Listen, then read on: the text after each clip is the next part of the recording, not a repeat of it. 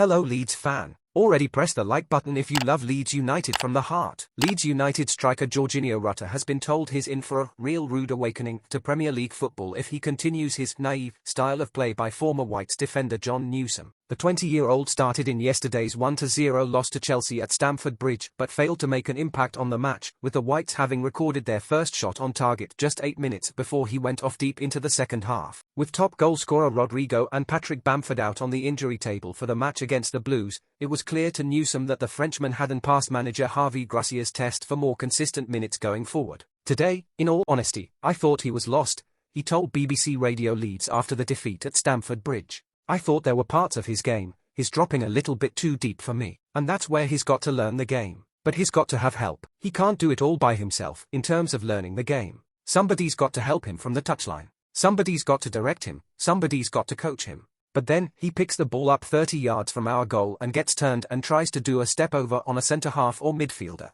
and loses possession on the edge of our box. Just little things like that, where you look and it's naive. It's quite worrying for me because I look and think, wow, if you think you can play that kind of football in this league, then you've got a real rude awakening.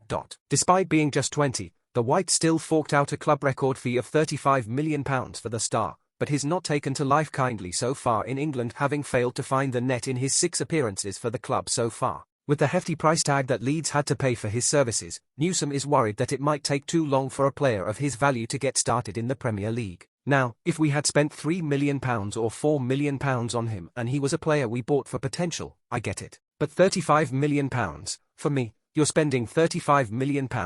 You're buying somebody who hits the ground running and makes a massive difference to this football team. And I'm not seeing that. Tell me fan, what do you have to say about it? Leave your comment there. I'll stop here, I'll be back later to update you with the latest news from Leeds. Until later.